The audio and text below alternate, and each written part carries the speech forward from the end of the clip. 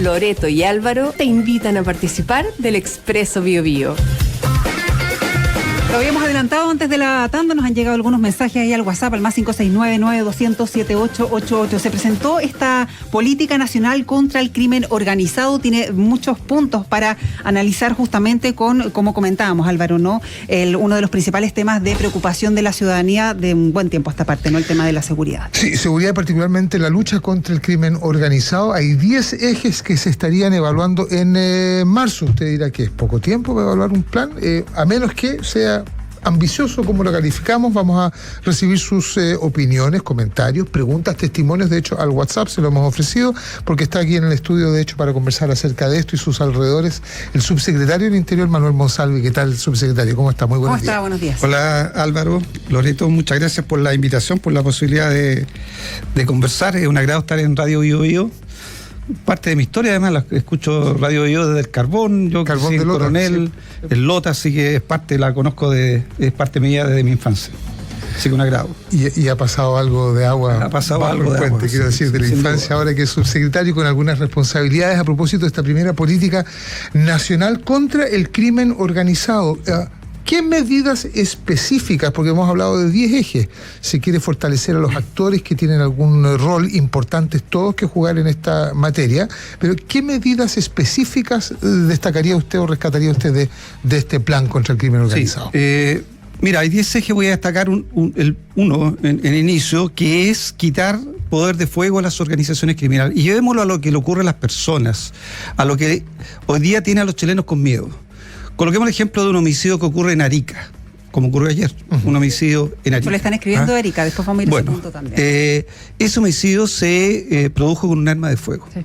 Y cuando uno dice que quitar el poder de fuego a una organización criminal, está tomando medidas para evitar que esa arma hubiese llegado a las manos de esa persona que cometió el homicidio, que seguramente es parte de una organización criminal. ¿Qué medidas? Primero, evitar que ingresen armas de manera ilegal a Chile.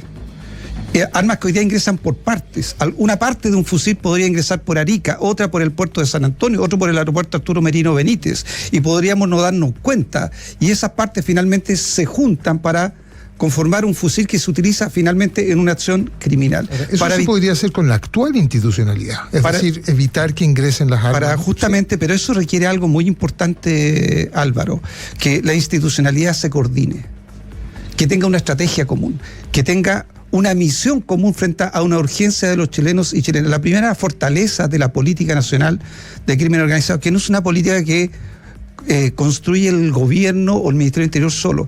Esto ha sido trabajado durante 7 meses con Carabineros de Chile, que tiene la experiencia cotidiana de la lucha contra el crimen y el crimen organizado, con la Policía de Investigaciones, con el Estado Mayor Conjunto, con Gendarmería de Chile, con la Unidad de Análisis Financiero, con Aduanas, que cumple una función tan importante, con la Policía Marítima, o sea, con un conjunto de instituciones que tienen trayectoria en Chile, que tienen conocimiento, que tienen competencia y que la han puesto a disposición de construir una política para que el país tenga un diseño para enfrentar esta amenaza que es el crimen organizado. Vuelvo a lo de Arica, impedir que esas armas ingresen por parte de Chile, una tarea.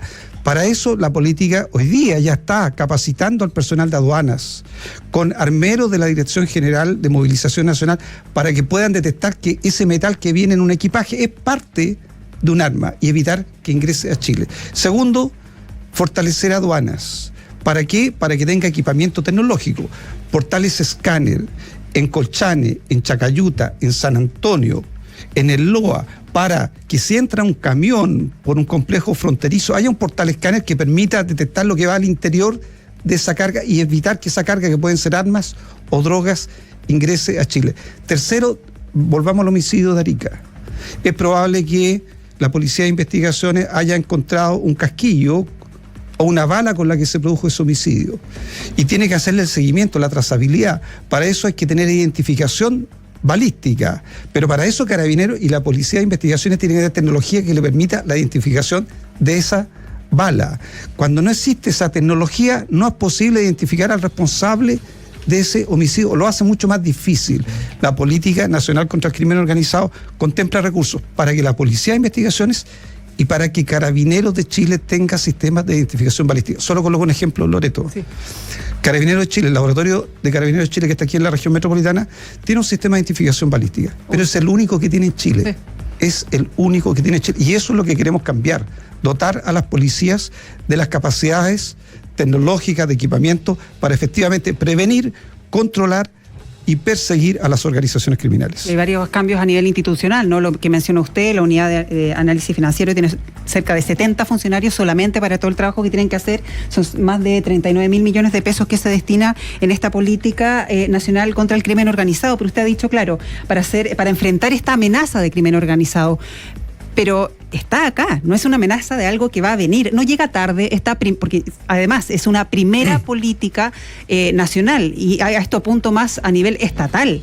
O sea, porque todos estos cambios institucionales no están llegando tarde, si el crimen organizado ya está acá, ya estamos viendo gente calcinada en vehículos, estamos viendo sicariato, estamos viendo, bueno, ¿para qué le voy a seguir mencionando cosas que estamos viendo en nuestro país hace meses? ¿Pudo haber política nacional contra el crimen organizado el 2016? Sí. ¿Pudo haber política nacional contra el crimen organizado el año 2020? También. No la hubo. Yo no me voy a concentrar en eso. La amenaza de la instalación de un crimen organizado más complejo, más poderoso, más peligroso, más violento, es una alerta que está presente en Chile, no el año 2022.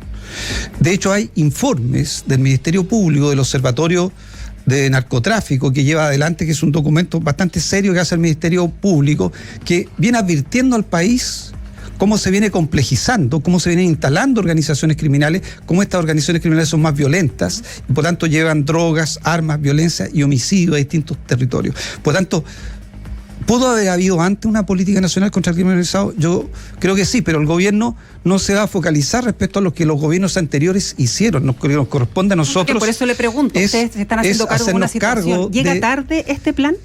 Yo creo que pudo haber llegado antes. ¿Llega tarde entonces? Llega tarde, sí, porque efectivamente tenemos un crimen organizado complejo que pudimos haber tomado medidas más poderosas como Estado para evitar su instalación o su complejización en Chile. Y la primera tarea, esta es la primera política nacional contra el crimen organizado. Quiero destacar lo segundo de nuevo. Es una política que tiene fortaleza institucional, porque el documento que está construido aquí tiene la opinión de Carabineros de Chile, tiene la opinión de la Policía de Investigaciones, tiene las propuestas que han hecho el Estado Mayor Conjunto, Gendarmería o la Unidad de Análisis Financiero, e incluso una institución que es autónoma del gobierno, que participó en la construcción de este documento, como es el Ministerio Público, que está desde el inicio. Y por lo tanto creo que aquí hay un aporte en algo muy sustancial cuando uno tiene una amenaza a la seguridad pública del país, que es grave, que es que haya coordinación y colaboración entre todas las instituciones del Estado. Y a nosotros nos parece que eso también es una fortaleza de esta política nacional contra el crimen organizado. Y la tercera es que se ha colocado recursos. También, digámoslo, el presupuesto del año 2023. Podemos discutir los montos. Tiene 65.000 millones de pesos en un programa que busca fortalecer la lucha contra el crimen organizado. Lo digo porque nunca ningún presupuesto nacional había tenido recursos destinados exclusivamente a la lucha contra el crimen organizado, y nos parece que esa también es una señal relevante de la determinación del gobierno. Primero, de combatir el crimen organizado, pero en segundo lugar, de no permitir que actúe con impunidad. Y yo creo que para eso no solo hay que hablar, hay que hacer cosas, y creo que la política es algo bien concreto, pero además los recursos hablan también de manera concreta, y hay recursos para sustentar la política. A propósito de impunidad, hay un reportaje de CIPER, salió hace dos días atrás, donde efectivamente ha aumentado la cantidad de causas que se cierran por homicidio, solamente por homicidio. El crimen organizado tiene otros, por decirlo de alguna manera, giros, digamos, pero los homicidios, las causas que se cierran sin imputado conocido han aumentado a un 25% desde el 2010 a la fecha, vale decir, un cuarto de las causas se cierran sin imputado conocido. Colocar algunos datos respecto a homicidios. A la fecha de hoy, del lunes en realidad, de esta semana, por los datos de la Policía de Investigaciones, digo esta fuente para que pueden haber datos de otras fuentes. Y datos y coloco la fuente. La Policía de Investigaciones llevaba un recuento de 917 homicidios durante el transcurso del año 2022. Si vamos a la misma fecha del año 2020, iban 906 homicidios.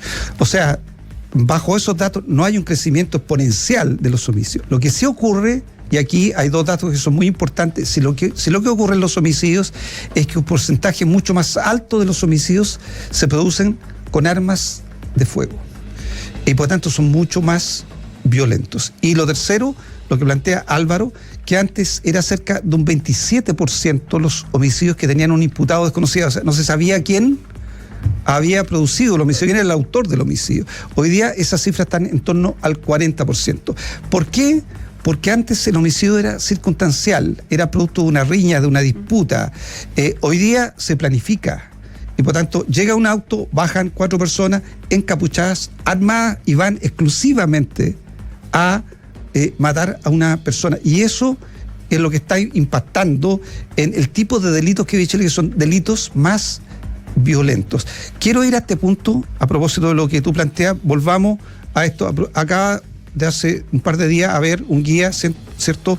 Aquí en la plaza, en la plaza, ¿cierto?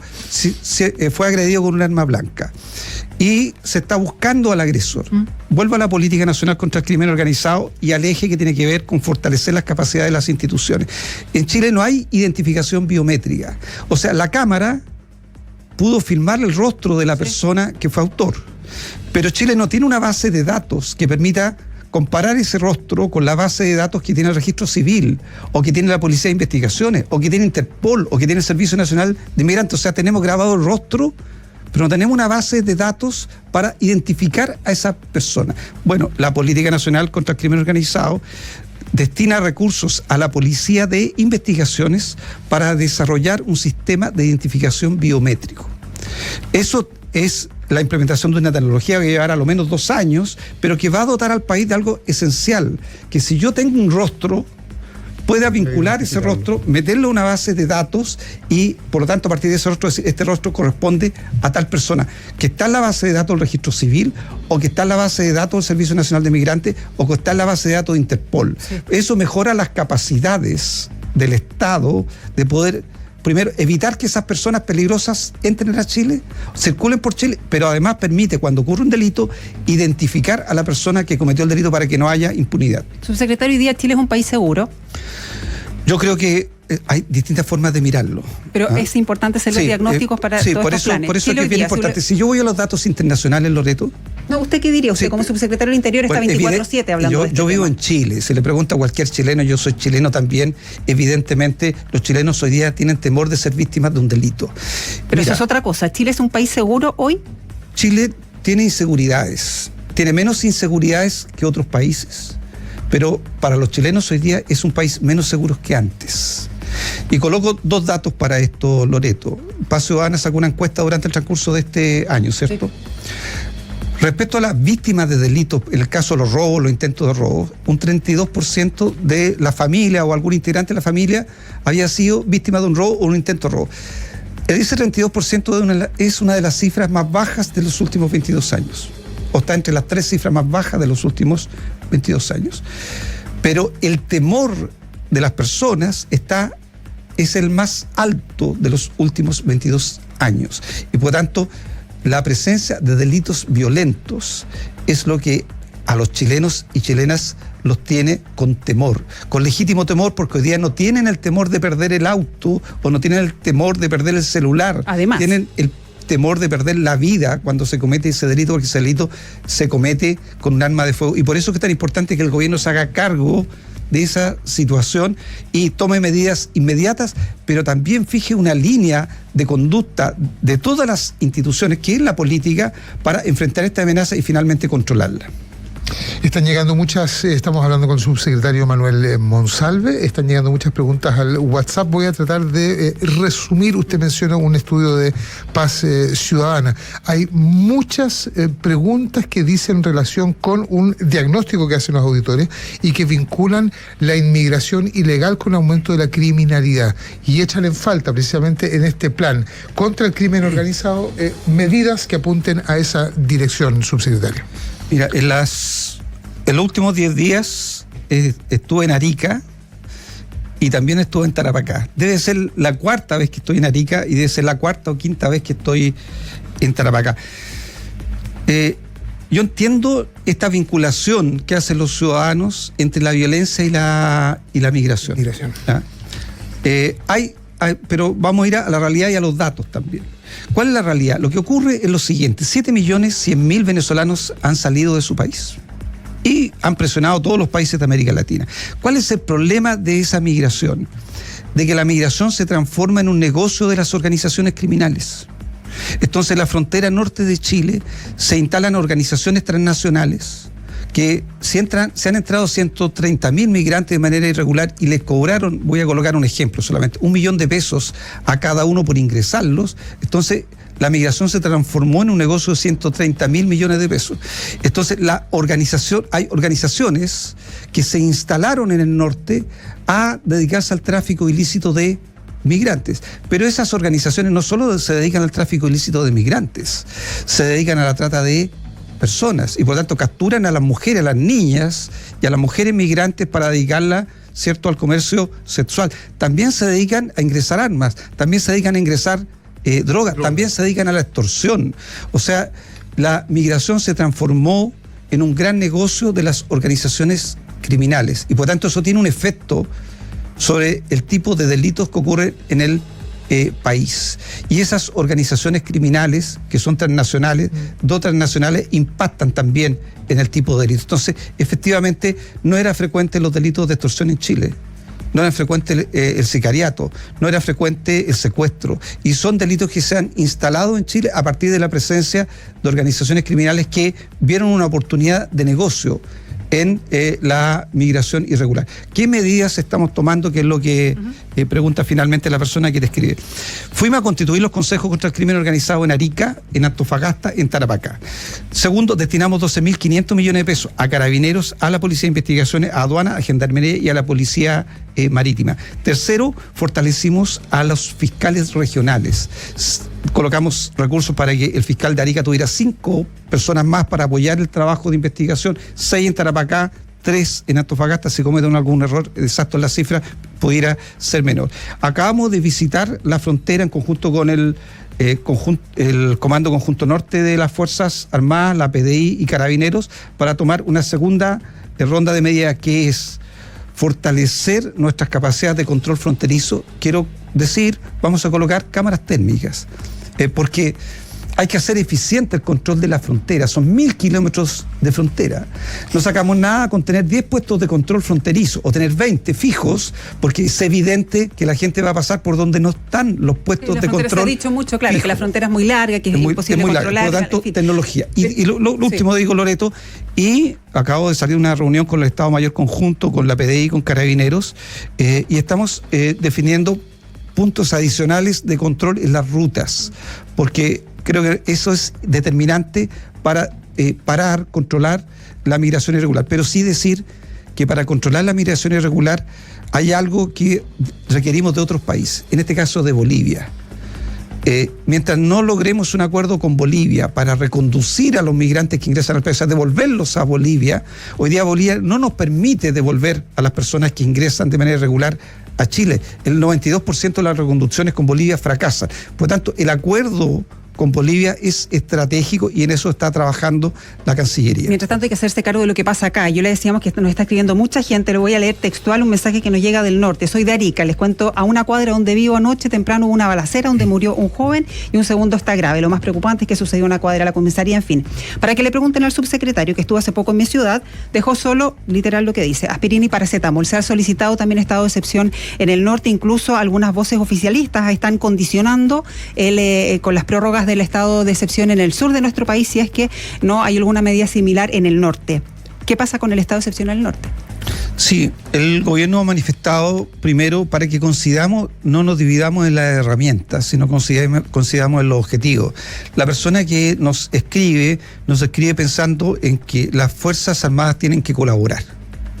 O sea, que escribe pensando en que tiene susto. Hay comercio que cierra más temprano porque tiene susto hace meses. Justamente, producto que tiene ese susto, considera que ese susto puede ser paliado con la colaboración de las Fuerzas Armadas. ¿Por qué no ha resultado lo que hay hasta ahora? Quiero decir dos cosas al respecto. Sí.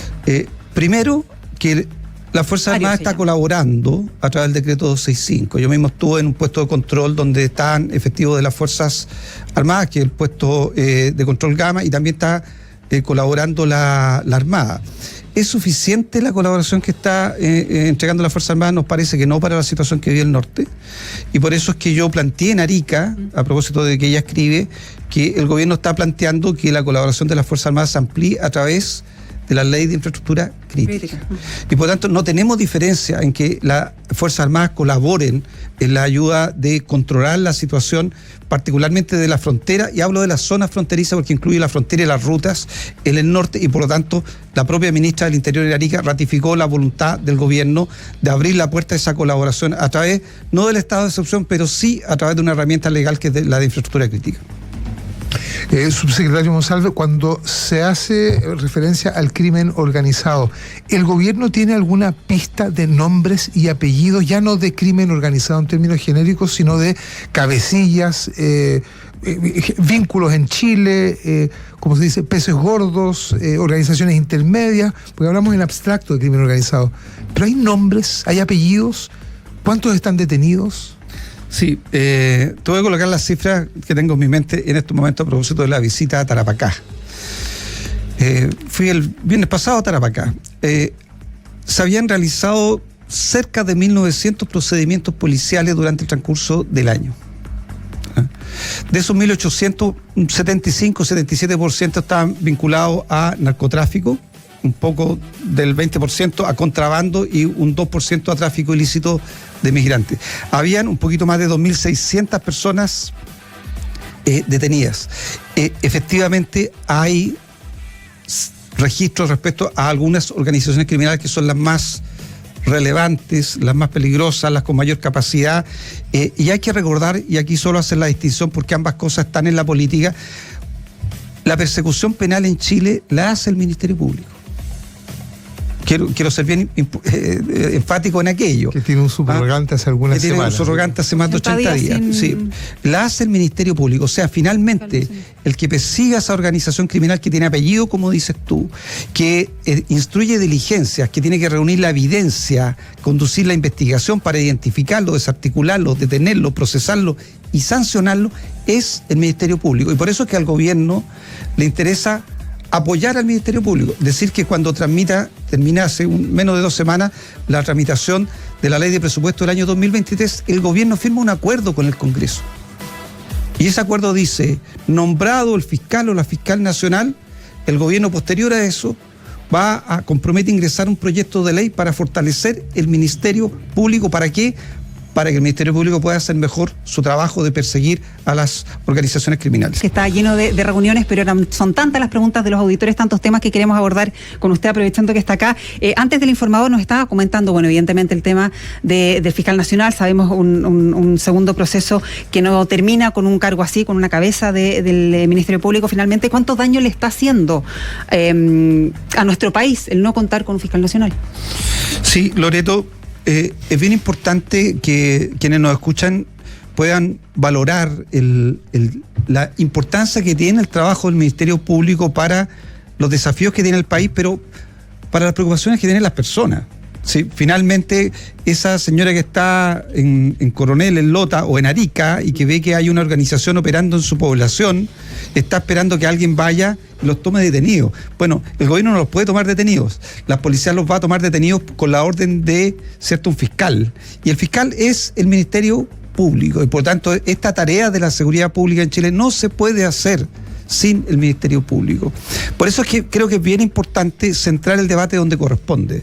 Aquí ha habido muchos debates a los nombres, a las relaciones de las personas, a las historias de las personas que se proponen, y no ha habido debate a lo central, que cuál el plan de trabajo que esa persona propone para darle al país y a los chilenos y chilenas la garantía de que el Ministerio Público va a ser más eficaz en la persecución penal, o sea, que no va a haber impunidad en Chile. Para que no haya impunidad se requiere un Ministerio Público fuerte.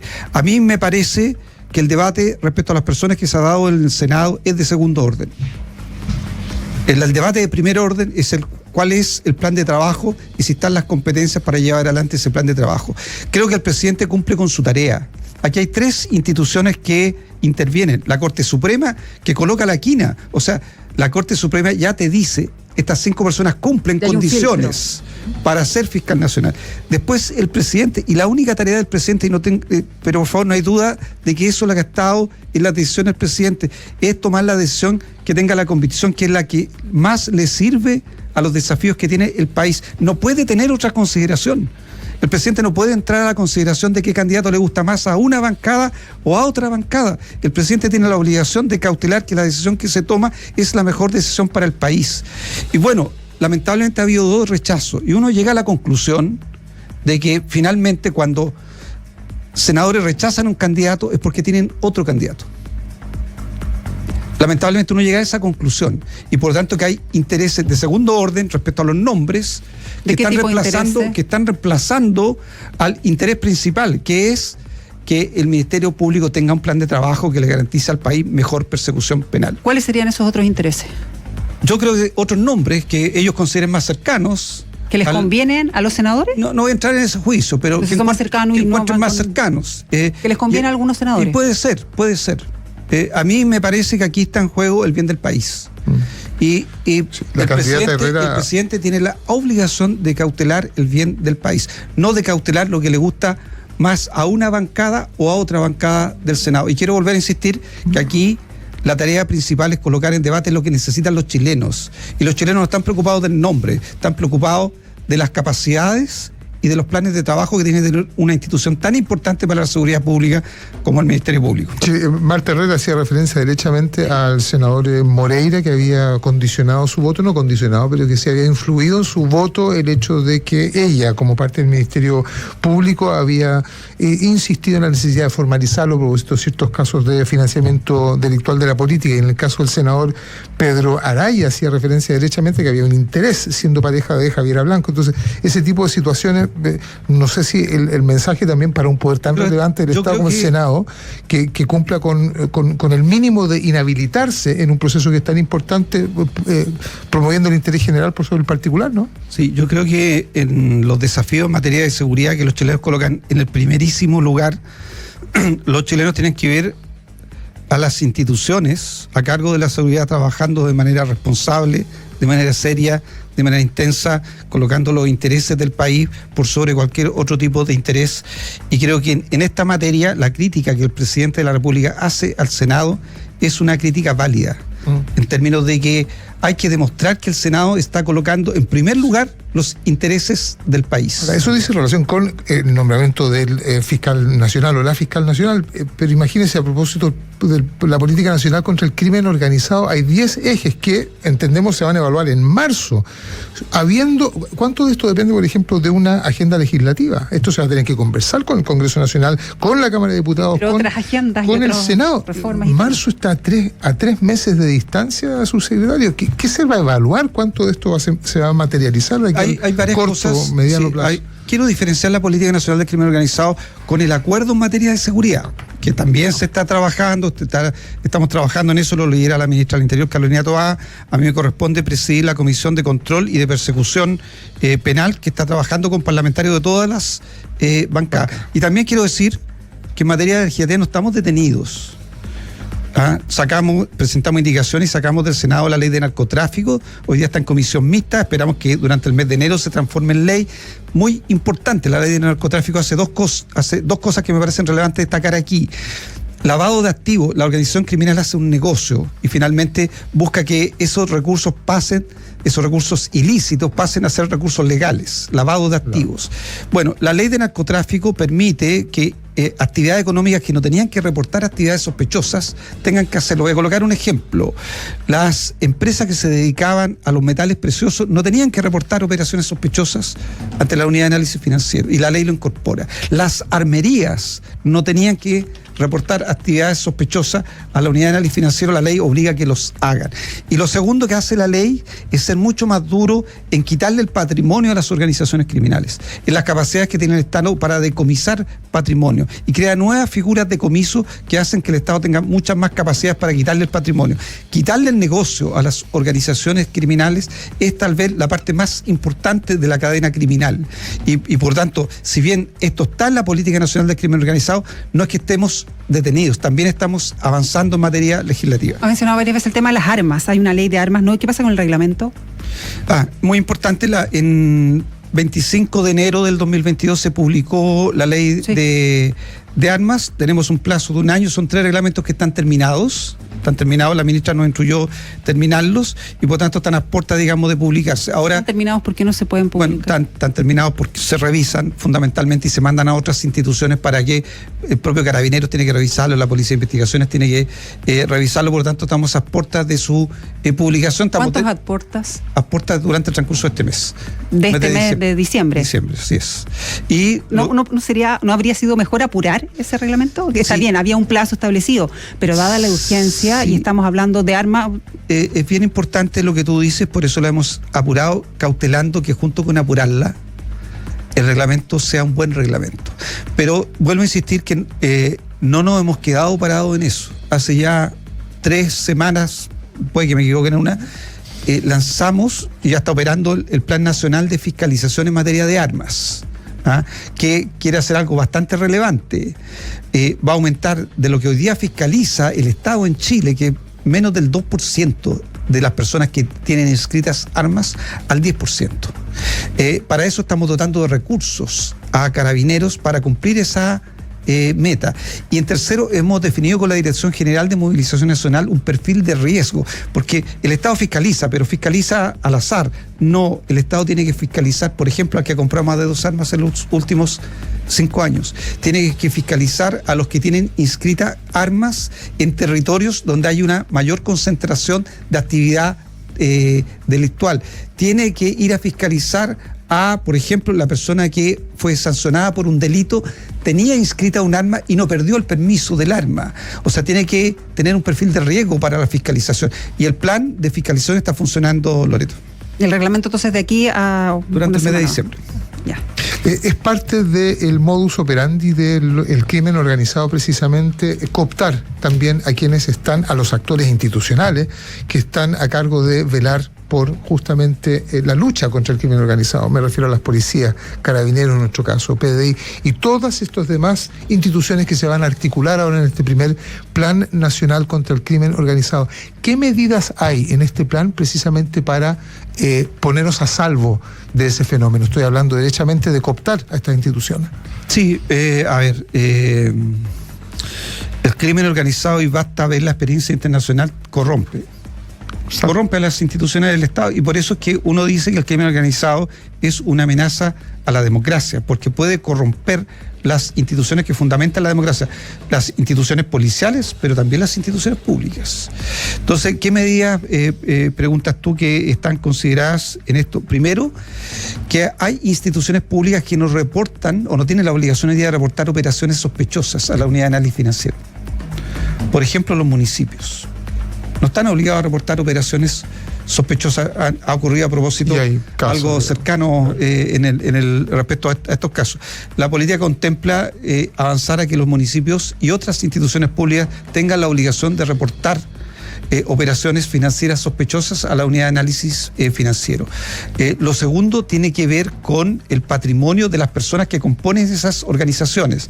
La declaración de patrimonio de las personas que juegan roles importantes en instituciones que cumplen labores contra el crimen organizado tienen que tener declaración de patrimonio. Coloco esos 2 ejemplos entre las medidas que se contemplan en la Política Nacional contra el Crimen Organizado. Se nos va el tiempo, pero claro, se presentó esta Política Nacional contra el Crimen Organizado. Se ha hablado justamente del tema de las evaluaciones que se hacen en marzo. ¿Esto cómo se va a evaluar? ¿Cómo se va a medir? ¿Va a haber un porcentaje de crimen que hay una meta? Sí, claro, hay que evaluar cómo se va desarrollando, cómo va funcionando o no. Sí, es bien importante lo que tú preguntas. Quiero detenerme en que consideramos que una de las fortalezas que tiene la política es que va a permitir monitorear lo que el Estado hace.